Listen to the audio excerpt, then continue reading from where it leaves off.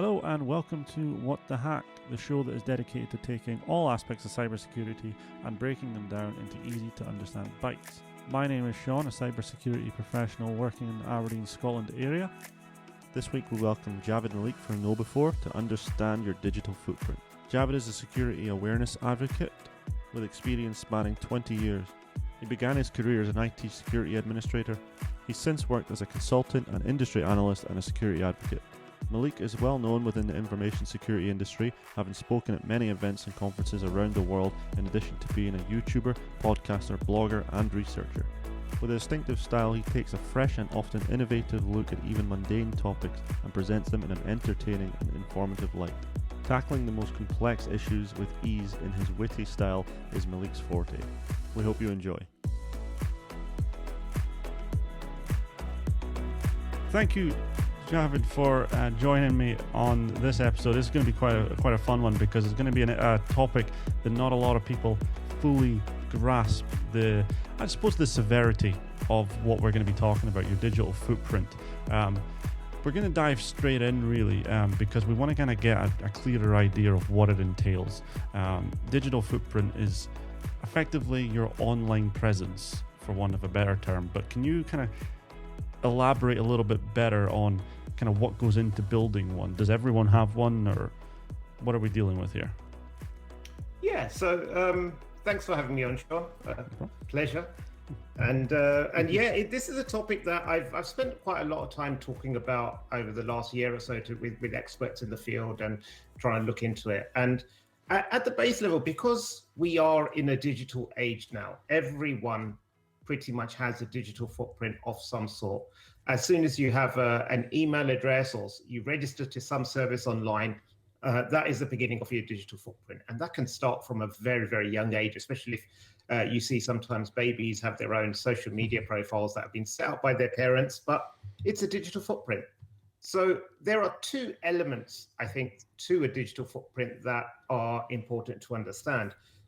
One is the information that you willingly put out there to share with friends and family or the wider public. So they could be, your social media profiles. You're on Twitter, for example, and you're saying, "Hey, I work at so-and-so place. This is my job." That's part of your digital footprint. The other element, which is more under the scenes, is pretty much the basis on how we've built most of the modern internet, is that we transact with the service providers, not with currency because we don't pay for them, but we pay for those services with our personal information. So whenever you use something like Facebook, you see it's you can upload as many photos as you want. You can send as many emails as you want through Messenger. You can use Instagram, which is part of the Facebook family. You can use WhatsApp and send messages to all of your friends and make video calls and voice calls. All of this doesn't have an actual cost. And when you sit back and think about it for a second, you're like, wow, this is free.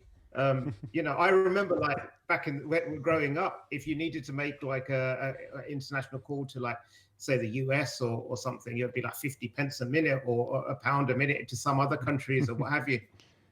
Now I can just pick up my mobile phone and it's free. How does that work? And that's where we are paying with our personal data. We are telling the service provider our likes, our dislikes, our preferences, our age, where we're going, all these kinds of things. And that is the other side of the digital footprint that few people see, because it's not explicitly exposed to everybody, but it's exposed to these tech companies and they use it for their profits. It's quite interesting. You're paying for with your personal data. Arguably, that's a higher cost to you than actually just paying for it with cash. When Facebook started coming around, I think we sort of the UK kind of got entered into it 2006 era roughly. I know I joined in 2010, I believe it was.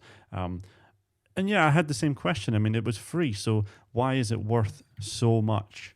We're talking into the hundreds of billions of pounds here, and why is it so much if it's not a paid-for service?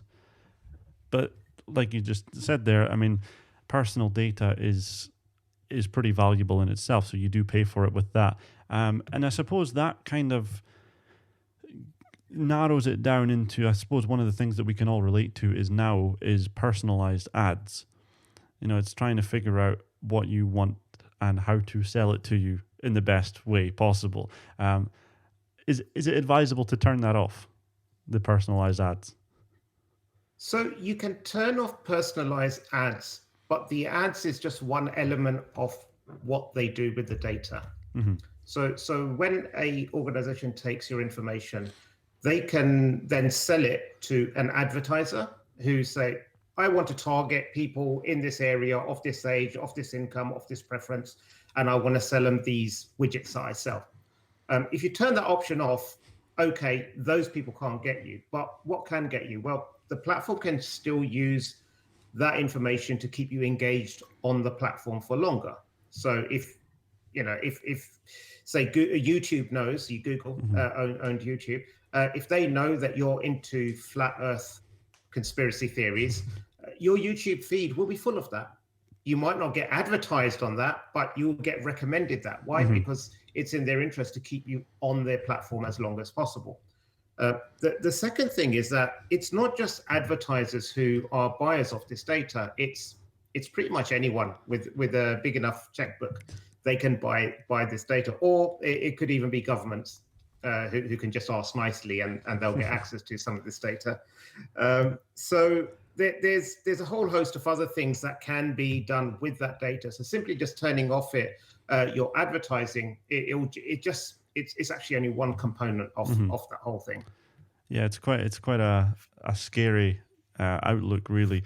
You mentioned there the YouTube recommendations. Now, I read about this, and perhaps you can elaborate a little bit more as to how they do it. I don't think most people are concerned about how they do it, but it's more the why that they do it. And I'm talking about Netflix here. The Netflix algorithms are incredibly complex, and I wouldn't begin to understand how they operate and how long they are, or how long they even spent building this. But the effort they've went to for such a minor change that would cause dramatic effects, as I'm talking about the thumbnails on Netflix. So, for example, if I was to like boats, I would see a bunch of TV shows and films with the thumbnail that features a boat in the show. And it may be a very, very minor scene in one episode of 8 series, but it'll be there. And it's that level of sophistication we're talking about when it comes to your digital footprint, your likes and dislikes, and recommendations. And there's really no way to kind of manage that, is there? What can you do?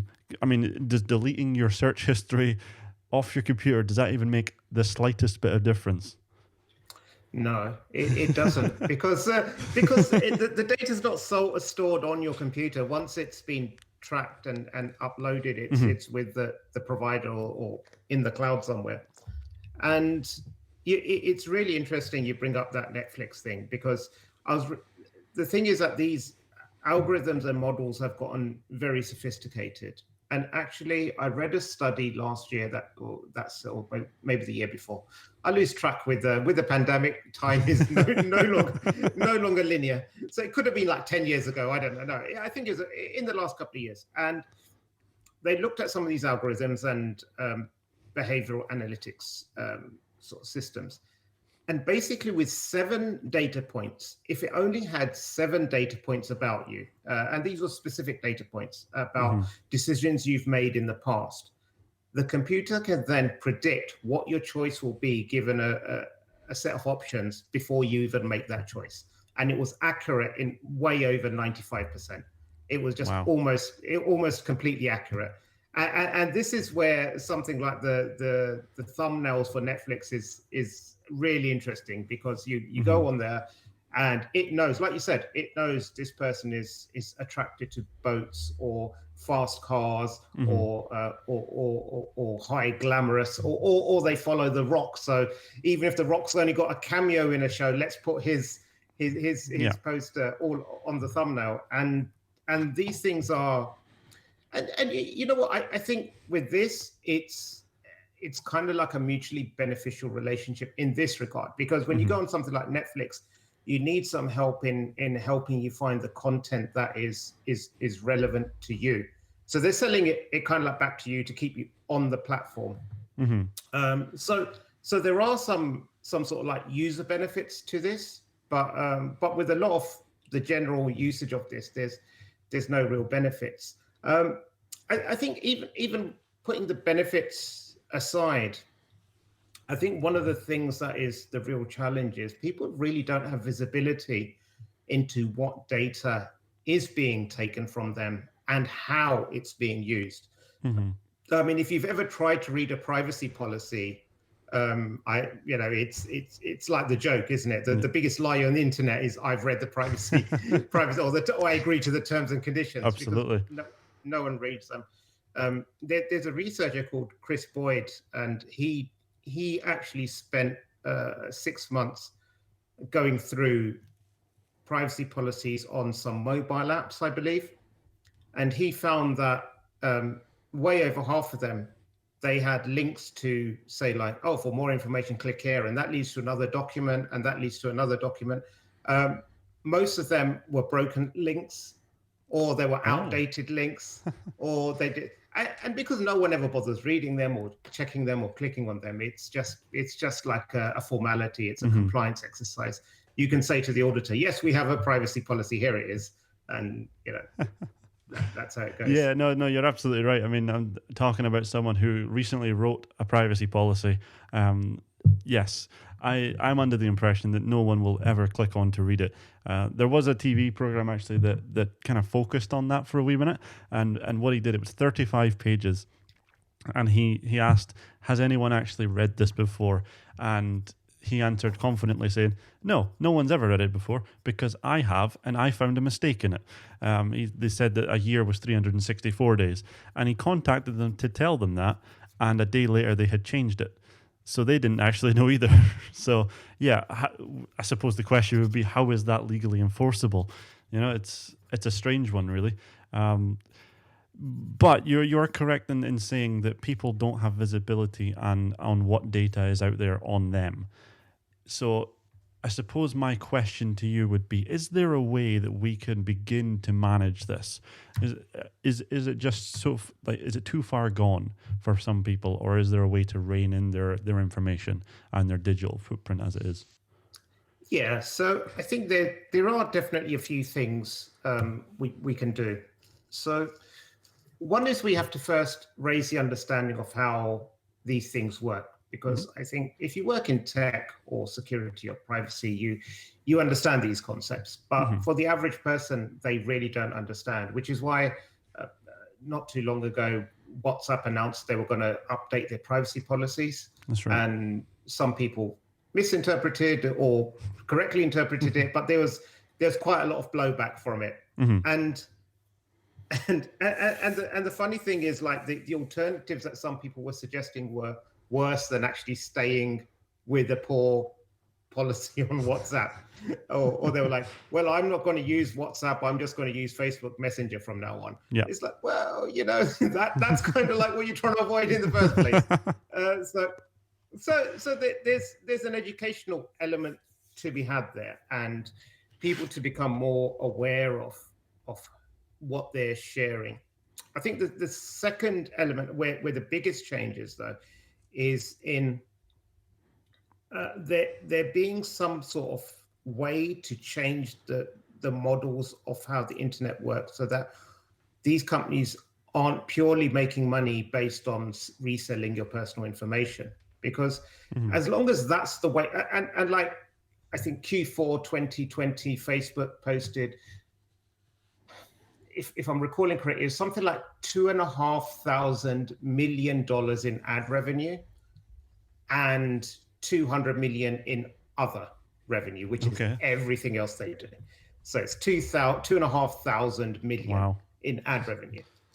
And the challenge with that is, even if you bring in regulation, even if you bring in anything, you're going to corner an organization like that. And I'm just bringing up Facebook as an example, but you could take your pick, Twitter or TikTok, whoever. But they will fight tooth and nail to stop you from changing that, because that will be end of business for them. And people won't be happy with that as well, because a lot of people are used to using these services. In some countries, around the world, Facebook is the internet for them. There's no other way to get on the internet. That is the internet. So there needs to be some ways to incentivize big tech to change some of their business models or build better business models. And the third part is something that, say, like Apple is doing now, which is because they have a diverse income stream. They don't actually rely on your they make more most of their money through hardware and software sales. They don't really need your personal data, or they don't make as much money. So they're now throwing up privacy notices in the latest iOS update saying, hey, Facebook wants to access this information. Do you consent? Facebook wants this. And in that recent call, Zuckerberg was, this is terrible. Facebook is out to destroy us. This could have a significant impact on our bottom line. And when you think about it, it's not like Apple is blocking it. All Apple is doing is raising awareness to the end user saying, hey, are you sure you want this company to have access to your clipboard data? Are you sure you want this company to have access to your location data? And I think that is a real key point. I think the more companies that do that, it really puts the privacy in people's mind, and it makes them aware of like, hey, why am I sharing this data? Is seeing which Marvel superhero I am really worth giving over all this data? Which is pretty much how Cambridge Analytica was able to mine all the information from people's Facebook. Yeah, I mean, it's funny you bring that up, actually. I was about to ask you about it was a couple of years ago now when Facebook and Cambridge Analytica were, for want of a better term, I want to say raided by the FBI as to what actually went on there. People were, it was all in the news saying that, they were manipulating data and things like that. But I don't think the media was very clever in how they kind of portrayed that, the severity of what went on. Obviously, being raided by the FBI means it was a very severe matter, but what actually happened? So with Cambridge Analytica, they were able to, in simple terms, they just got hold of a lot of data, and then they were able to use targeted advertising to manipulate people. So were they doing anything illegal? So the way in which they obtained the data was underhand. Okay. But this is where it gets really interesting. So you talk about legality, and then there's ethics, and then there's morals, and all these things, and they all get really entwined. So I'm not going to pass judgment on that because I'm not a lawyer, and I'm not a Sure. I'm not the bastion of morality either, actually. But we'll leave that for another time. But we'll see. So Cambridge Analytica was able to figure out through questionnaires and what have you, what your political preferences were, whether you're more of a centrist, whether you have more right-leaning tendencies or left-leaning tendencies. And based on that, they were able to start targeting you with very specific adverts to pull you further and further to the extremes. So if you felt that, Obama did something wrong or Clinton done something wrong, they would amplify that more and more and more and more and more until you end up, on the far at the end of the internet, basically. So that's where people say, well, this is like undermine of democracy. There's a lot of fake news or disinformation mixed in with that. There's videos and images that are are taken out of context, and they're pushed to mean something else, and it's agitating people.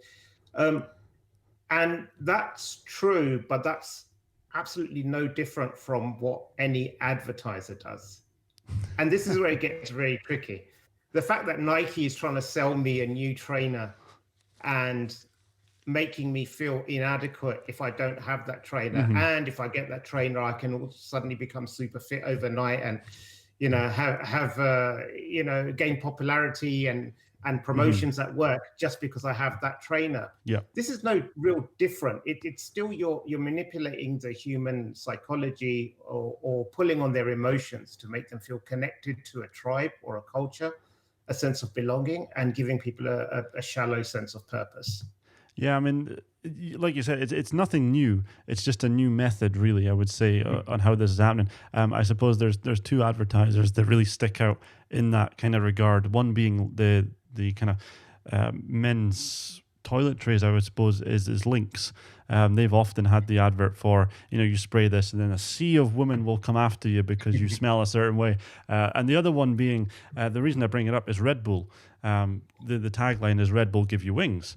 And I believe they were actually taken to court for that and lost because they don't actually give you wings. I don't believe for a second that they ever intended it would actually give you wings. I think it was a metaphor, but they actually lost the court case, which is a whole different matter because it tells me that people are taking things far too seriously. But you're absolutely right. It's nothing new that's been going on. It's just a different way of that's being done. If we were to talk about phishing scams, for example, you get an email, a fake phishing scam. But prior to that, it was through the post.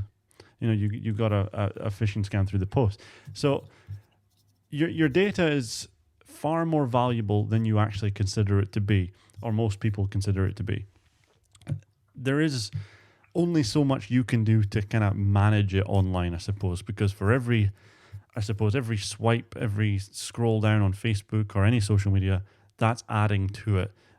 For those that haven't actually seen The Social Dilemma that is on Netflix, incredibly powerful for the average user.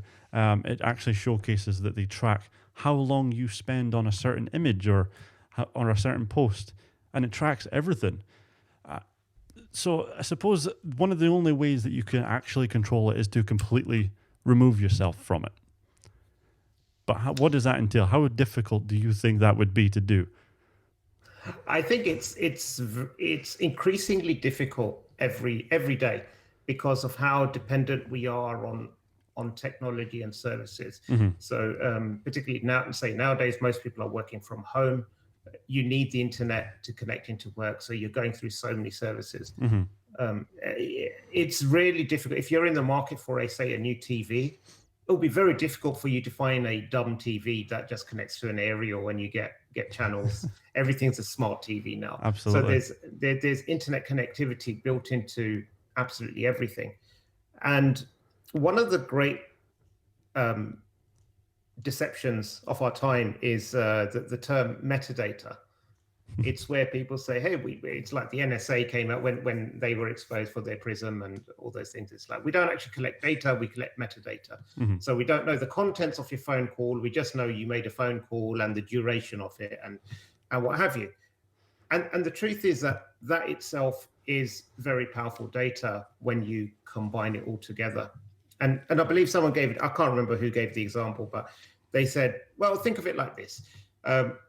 I don't know the contents of your call, but I know you phoned this number, which was a sexual health clinic, and you spoke for 3 minutes to them. I don't know the content of it. Then I know that you phoned home and spoke to your wife for 2 minutes. I don't know the contents of the call. Then I know you called the suicide helpline from a bridge. Yeah, I don't know the contents of the call. I just know it was made. Yeah. Yeah, you see where I'm going with this. Absolutely. You don't need to be a genius to piece things together using just metadata, Yeah. and this is what's dangerous. And so when we look at what information people have online, it's like if we meet and I say, hey, what's your email address? And you give me your email address, and from that I now know your first name and your surname. If it's your corporate email address, I also know where you work. Mm-hmm. From that, I can start piecing things together. I said, okay, so this is your full name. Where else does this appear? Okay, so I can start linking social media to it. Maybe I can search company's house. Maybe I can search tax office. Maybe I can get your phone number from it, your address from it, birth certificate. I can then look for password dumps in where breaches have happened in the past. And get your passwords. Then maybe try if you reuse those passwords. I'll try logging onto other services with it. It's just these little breadcrumbs that you follow, and it seems very insignificant these days, but it adds up greatly. Just even a careless photo that you post online that at school time is normally the worst. You see parents posting pictures of their children at their front door in their uniform, displaying the school badge, their house number, everything. Yeah. And yeah, so we willingly give away a lot of this information. So I think just pulling away from these things or using them in a non-public manner restricts a lot of the external threats that one may face, or the potential embarrassment that people may face, like when they go for a job interview and an employer has searched them up and they found pictures of them being drunk at 3 a.m. and passed out in the back of a cab. Yeah, it's a case of when did the world become such a dark place? But you're absolutely right. I mean, you've got to look at it in the eyes of a criminal, really, as to what you can be exposed. The school picture was a great one. Really, it was a great example of that. Is you can give an awful lot of data away very quickly, just with a simple click of the phone. Really. That being said, I mean, you kind of run the risk of people scrutinize you for having a private life in this point. And I'm leaning more in terms of celebrities and things like that, because I read about an article about I think it was the boxer Anthony Joshua, who had a child but didn't want to publicize that. That was just his home life, that was private. But the media just went for him. Is what's he got to hide? Why is it such a secret? There's a difference between secrecy and privacy, is what we're kind of aiming for. And I think a lot of people are starting to realize that, but they've realized it too late because their information's already out there. Yeah, the information is out there. So there's a couple of things I think that are a bit heartening. One is that if you stop feeding the beast, the information does date. Okay. So if you stop feeding it, so it'll be like a snapshot in time that this is what you were like in 2021 February. This is what it is. But from now on, if you stop feeding that beast, then the information will date. So but that's difficult as well. But if you at least minimize it, that can stop the growth of that. The second thing is that there are some services out there, like there are, and the name escapes me, but basically you can install a widget on your browser, and what it will do is in the background it'll start running random search engines queries for you. And what it does is it basically taints your data. So that's very clever. So in the background, you're searching for like, what languages do giraffes speak, and why is the North Pole not called the South Pole? And all sorts of weird and wonderful stuff. So what it does is it really just mixes up and confuses all the trackers and beacons that you have on your system. It's not an elegant solution, but I'm quite a fan of it. I do like it. Yeah, well, to be honest, this is the first time I'm actually hearing of this. And basically what you're telling me, instead of trying to remove all the data, is go the other direction and give it more, but give it incorrect data. I actually love that idea, and I'm going to look for the solution. If we find it, I will post it in the show notes so you can install it. But I really enjoy that. I really like that idea. It sort of relates very clever to the idea. If you've got secrets that you don't want exposed, just expose random things instead, and they won't know which is true. That's a cool idea. I'll tell you, one of the questions that I've got actually that's popped into my head is the term unsubscribe. Now we're talking about digital footprints, and it only takes about about 3 weeks for you to unsubscribe from services in your email address that you don't actually want anymore. However, the term unsubscribe to me tells me that I will no longer receive emails from these people. But that doesn't tell me that they will remove my data from their system. So I wonder what else they're doing with it. What's the suggestion on this one, really? Because unsubscribe means you can keep my data, but I don't want any promotional activity from you. How do I get them to remove that? So it's not easy, and it depends on where the provider is and what their jurisdiction is. And so if they're in Europe, then you can submit a right to forget request, so that they can delete all your data. That's not in the as long as it's not legally mandated for them to hold certain data. There was a case of a criminal who tried to get Google to remove his news story because which basically said how he was convicted and he's a thief or a criminal. So he lost that, unsurprisingly. But if it's something that's not in the public interest and it's not and it's only for commercial purposes only, you can submit that request, and they will have to abide by that and delete the information. Also, you can just do freedom of information requests on these organizations as well. Say, like, tell me all the data that you hold about me, and that is also really eye-opening. It's really interesting to see what information they hold. There's a journalist, I believe, and she travels to the States a lot, and she asked for she submitted a freedom of information request to get all of her. So when you enter the States, they take a photo of you and your fingerprints, like they scan your face and your fingerprints, and when you do your passport at those automatic kiosks. And basically she had like 10 years worth of mugshots all lined up, and she posted it on. And it's like, and the point was basically you kind of like forget all the information that you give and companies store. So it's a really, really valid point that, you know, you even make one purchase from an organization, and even if they're not sending you spam, they now know your email address, your phone number, your mailing address, and a lot of time it's for your convenience, so that you don't have to submit those details again. But as soon as you create an account, they have all that information captured. So it's important to go. I think I've been thinking a lot about this term of digital minimalization. It's like how you and there is a documentary on Netflix. Speaking of Netflix, called The Minimalists. Oh yes, which is really good. I mean, I enjoyed it a lot. I'm not one by any stretch of the imagination. If I pan the camera over, you'll see all the junk I have. But it's people like are trying to like simplify their lives, and there's two parts to that documentary, and the second one, which was just released last month, one of the guys, he goes that when people come to my house, they don't say, "Oh, you're a minimalist because you don't have anything." Rather, their reaction is, "Wow, how do you keep your place so clean and clutter-free?" Because he has everything that's essential and nothing more. So there's no junk basically lying around. And I really like that concept, and I like to transfer that to a digital essence, because it's so easy to download anything. I mean, if you look on your computer, how many downloads do you have?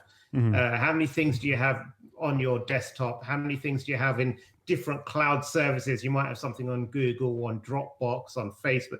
We lose control of all the data we have. Even if someone were to ask you, like, how many login IDs do you have? How many sites have you registered with? Most people don't know. I use a password manager, so I know it's a few hundred, but in my mind, I'm like, there's so many of these sites I've never logged into after I signed up with them, so I should go through them and try to delete it. So maybe if there's a budding entrepreneur out there, if you can create a service that allows people to, with one click, delete a profile, send a freedom of information, or a right to forget request to that provider in a template, and tidy up your online presence, I think that would be a really, really useful service. Yeah, I think that the thing that jumped out at me there was, in order to get that service, we would need to sign up to it first, so we'd give away some. Yeah, exactly. But no, it's a great idea, actually. Absolutely. Right. I mean, yeah. One of the things that was asked when we found out we were going to speak about this topic was they inevitably went, "I have a really large digital footprint." I'm not sure how they know that. It's maybe just that they've been very careless and signed up to a bunch of different things, and their email addresses, their inbox is overflowing with subscriptions and so on and so forth. But does having a larger digital footprint, or a less kind of monitored, if you like, would that make you more of a target? I suppose that would be the question. I mean, not necessarily. It's probably not even your fault. That's the other thing. They're more targeting the companies you're subscribed to, aren't they? So it varies. So you can be targeted in two ways. One is where someone goes after you as an individual, and they then look through all of your profiles and to find something. So so if someone's trying to target a company, they will look through their employees. They will build up a profile of who's who on the pecking order, and then they'll try to find the weakest employee amongst them, and then send them a phishing email trying to get their credentials and work their way into the organization. So, that's where they're targeting an individual. So if you signed up for lots of things, you can be targeted that way. The other side is where it's just opportunistic attackers out there. They'll find a service that's not secured properly. They'll be able to break in, dump the passwords and email addresses, and then they'll sell those on the dark web or maybe even themselves. They'll then use that to say, okay, here's the email and password combination. We reckon majority of these people reuse the same passwords elsewhere. So now let's say if they've broken into a company that sells cat food, they've got your email address, your password, and they'll use that combination against PayPal, Gmail, YouTube, whatever, Dropbox, whatever it might be.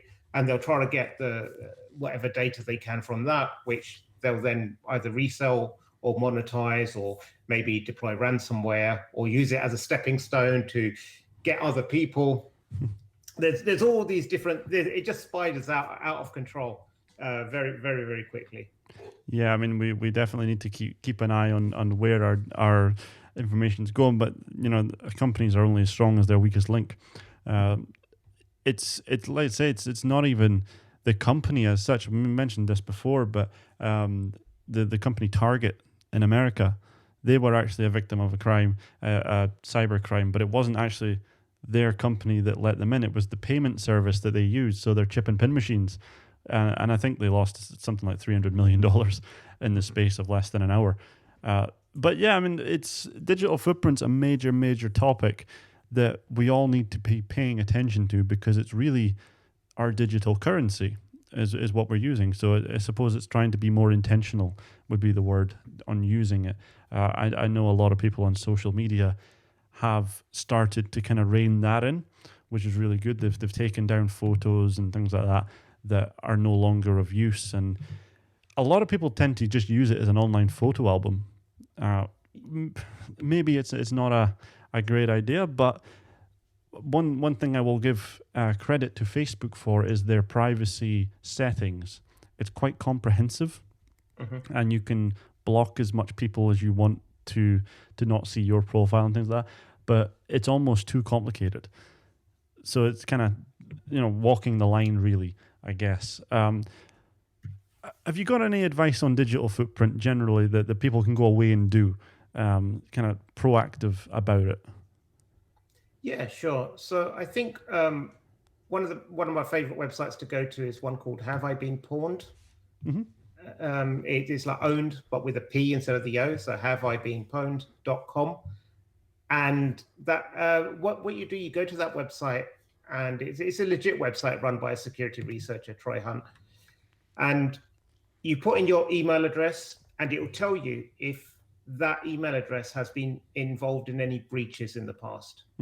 So if I put in one of my email addresses, it'll say, hey, remember like 5 years ago, LinkedIn had a massive breach? Well, your email was one of the credentials that got breached in it.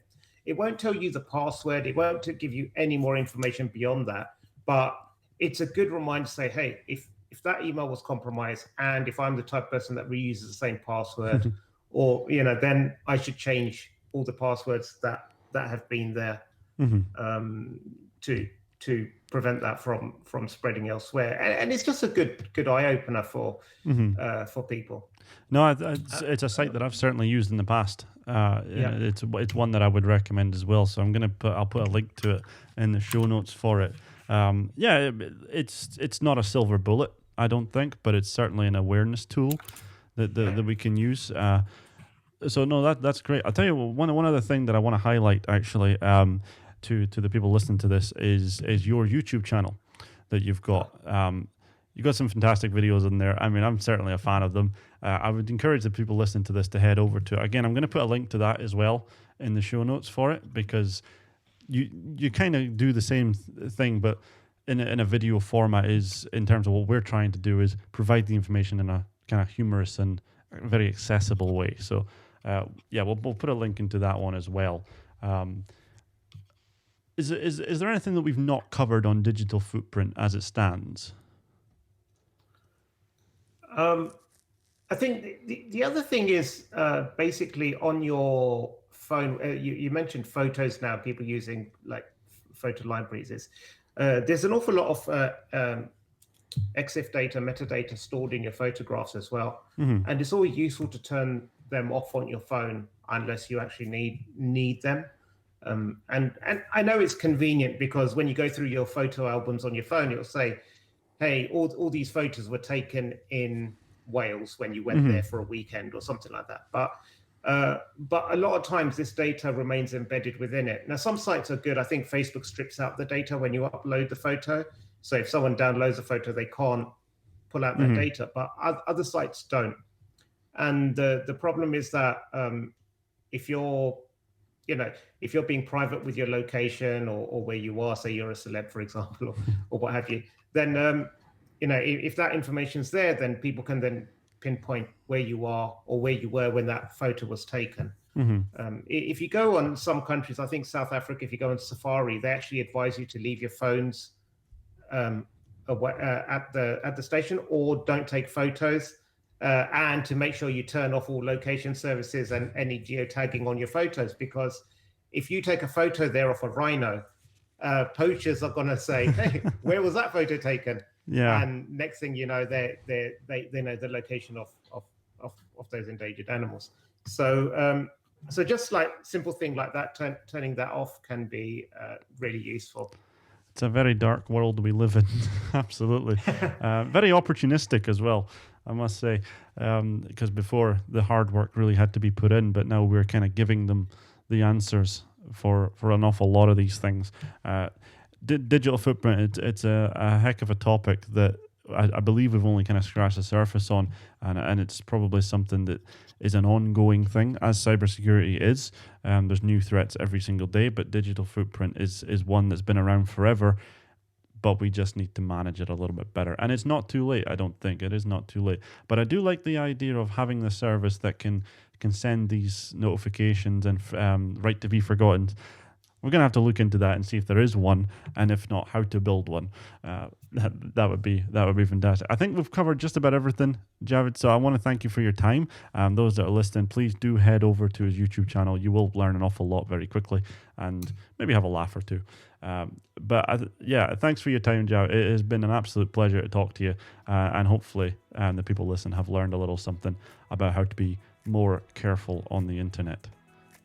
Cool. Thank you so much for having me, Sean. It's been an absolute pleasure. Thanks for listening, guys. That is all we have for this week. Thank you so much for listening. If you enjoyed the show, please give it a like and subscribe to hear more from experts around the globe. And head over to opensourceguardian.com for more great content, all targeting the world of cybersecurity. Until next time, remember, it shouldn't be complicated, so we don't make it so.